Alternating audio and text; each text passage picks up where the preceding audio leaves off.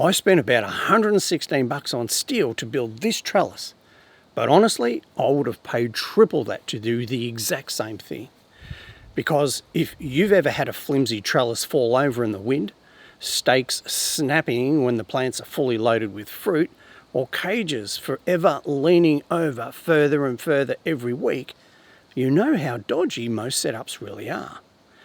Today, I'm going to show you exactly how I built a solid steel trellis for this raised bed that's removable, modular, designed to work with the same system commercial growers use to support their tomatoes. In this video, I'm going to walk you through the full build, from the design and materials to the moment I nearly wrecked my garden bed, to how it all goes together step by step. So here's the thing. This isn't just about making something that looks pretty. This is about building a trellis once and then reusing it for years instead of repeating the same fight with dodgy stakes and wobbly frames every season. And if you stick around to the end, I'll show you how I've set this up so I can use that same exact system the pros use to support their plants, and how that sets me up to be more efficient every season. Alright, let me give you some context. This bed is about 2.7 metres long, 900 millimetres wide, and roughly about 400 mil high. That's about 9 by 3 foot and 16 inches high. I grow tomatoes, cucumbers, eggplants, beans, all the usual vertical troublemakers in here. In my greenhouse, I've been using a hanging hook system for over 5 years now. Tomato hooks, string, clips, the whole drop and lean setup. It's the cleanest, easiest way I've found to support big plants. Out here though, I didn't have the hardware to run that system properly. I know there are heaps of ways to support plants. Timber stakes, Florida weave, wire cages, A-frames, wire mesh panels, they all work to some degree, but they all come with trade-offs in time, tidiness, and how often you have to rebuild or fix them. So the key feeling for me was this. I already knew I loved the hanging system from the greenhouse. Instead of reinventing how I support plants, I decided to build a trellis that lets me use that same efficient method out here in the raised bed. So today, here's what we're going to cover. First, the design and materials, including how I got the steel and mesh for about a third of the normal price. Second, the build process, including the mistake where I cracked the corner of this bed and how I had to fix it. Third, how the whole thing goes together. The bases, the uprights, the top of the frame, and the Rio mesh on the top.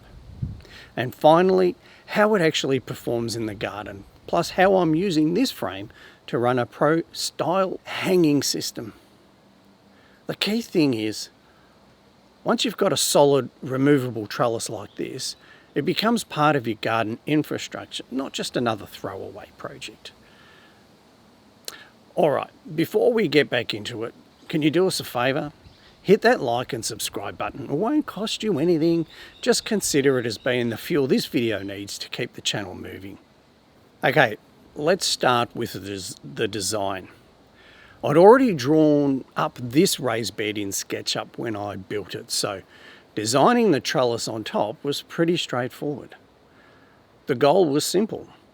Hold a sheet of concrete Rio mesh above the bed, strong enough to hang hooks and strings from anywhere I needed it. To span the full 2.7 metres, I knew I'd need a centre upright to support it. Look, and I actually didn't mind that because it means I can choose to use just half the trellis if I want and leave the other half open, depending on what I'm planting.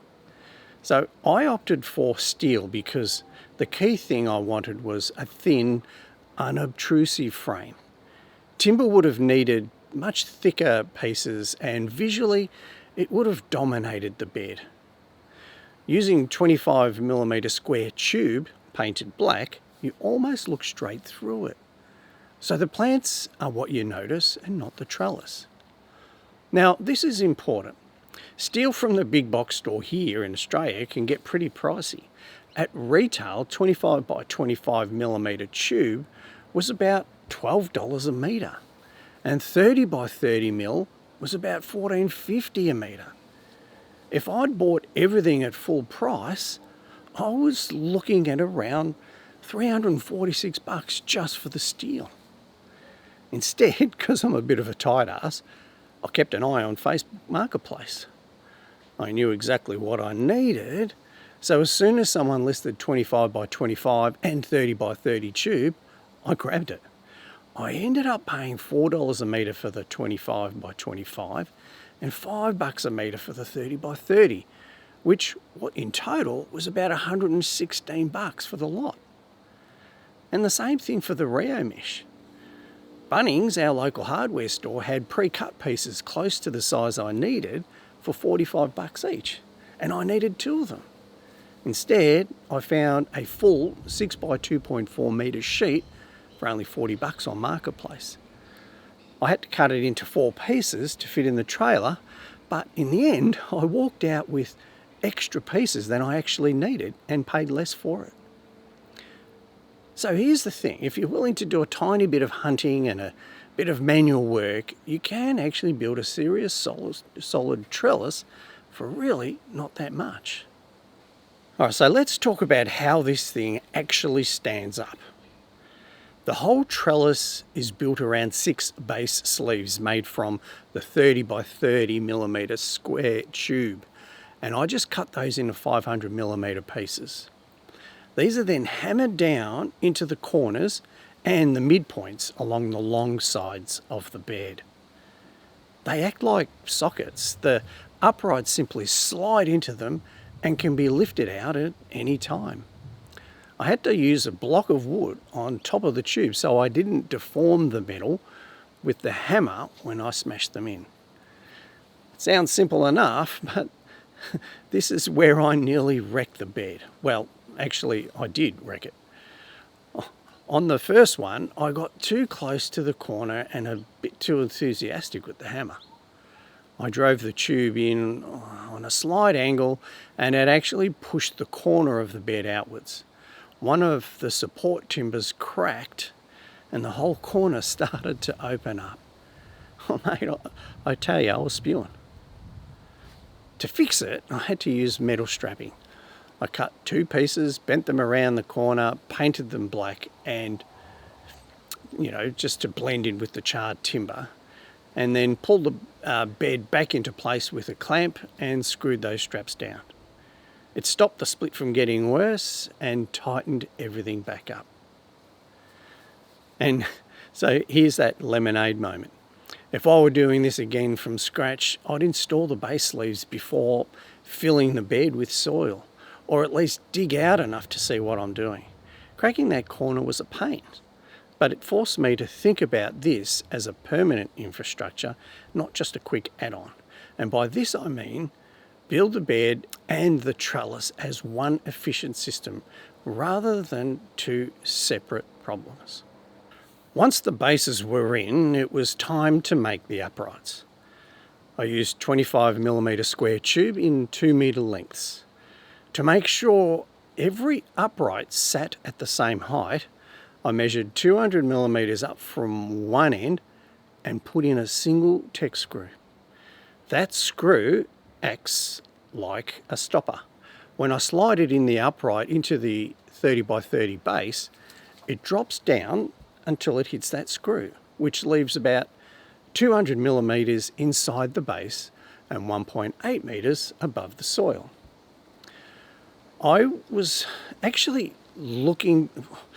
trying to get a 2 metre high trellis, but because the steel only came in 2 metre lengths, 1.8 metres above the soil is what I ended up with.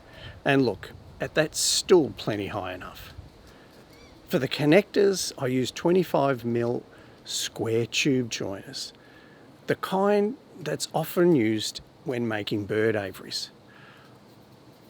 On the 4 corner uprights, I fitted 3-way connectors, and yet on the 2 center uprights, I used 4-way connectors. I pre-drilled pilot holes and then fixed them again with the tech screws. You could technically let the tech screws self-drill, but pre-drilling just makes it smoother and you're less likely to skid around on the steel. So here's the good part. By using these joiners, I didn't have to worry about welding anything. So this makes the whole trellis like a kit.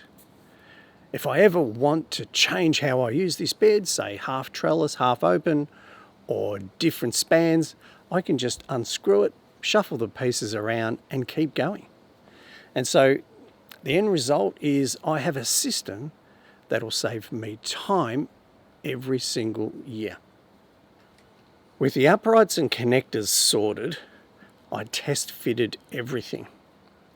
I dropped all 6 uprights into their bases, then measured the distance between each one to work out the lengths for the top of the frame pieces. Even though I'd drawn it all out in SketchUp, real life is never perfectly square. Each span was slightly different, so I measured each gap individually and cut the 25 by 25 tube to suit. Once all the pieces were cut and I was happy with the dry fit, it was time to paint. I used the same gloss black enamel I used on my pumpkin trellis. You can get it in spray cans, but I went with a 1 litre tin this time and a small roller. Those spray cans just waste too much for a project like this. I put on 1 coat and let it dry for 24 hours. I've got steel I painted with this stuff that's been outdoors for like 2 or 3 years now, and it's still holding up really well, so I'm pretty happy with this paint. And I like how the black makes the frame visually disappear. Anyway, assembly was straightforward.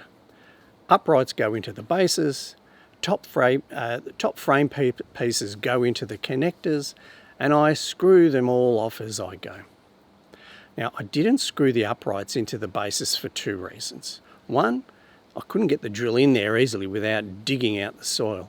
And 2, well, I just don't think I needed to. With 200 millimeters of tube sitting inside the base and the whole top frame tied together, it's pretty stable. It does have a tiny bit of a wobble if you shake on it, but the real world, with plants and strings attached and a bit of soil weight holding the bases in, it doesn't move much in the wind. The last piece of the puzzle is the Rio mesh on top. I cut the mesh into roughly 1.2 by 1.5 metre sections, which allow a bit of overhang over the entire frame. So I have 2 panels to cover each half of the trellis. Because it's concrete Rio, I've got heaps of anchor points, just like the grid work you see in commercial greenhouses. I can hang tomato hooks exactly where I need them, run single or multiple leaders, and hang extra lines for heavy eggplant branches or cucumbers. This is what actually matters. Instead of wrestling plants into whatever trellis I happen to have, I've built this trellis around a support system I already know is efficient. It's the same basic principles the pros use in greenhouses: hooks and hanging strings that you can lower and lean as the plants grow, just scale down to suit a backyard instead of a commercial setup. So what's the trellis like to actually use? Because the frame is only 25 mil thick, moving around the bed feels natural. I don't feel like I'm dodging bulky timber posts at every corner. The mesh is well above head height for me, so it doesn't get in the way while I'm working in the bed. I did worry a bit about shading the plants in my other garden bed, especially when the tomatoes are fully grown, but so far it really hasn't been a big deal. Look, I just love how easy and repeatable it is. I don't have to rethink how to support my plants every season. I just drop the frame back into the bed, hang the hooks, and away we go. Oh yeah, and we've had some properly windy days here recently, and I have to say it's held up pretty well. There isn't much for the wind to grab onto, and once the plants are tied in, they actually help hold the whole structure down.